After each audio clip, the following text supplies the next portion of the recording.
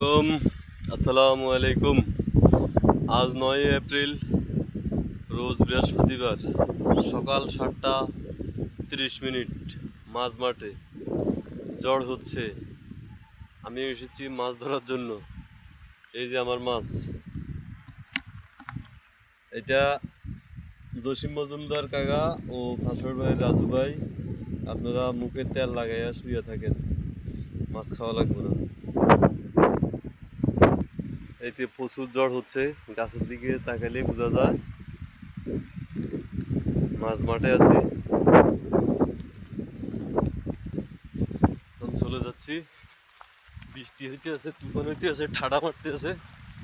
ঘাস নিতে হইব, ঘাস কাটতে রাখছি, ঘাস মাথায় করে নিতে হইব। এই যে আমার একটা মেশিন আজকে 1 বছর মাঠে পড়ে রয়েছে, এটা বাড়িতে যাইতেছে না।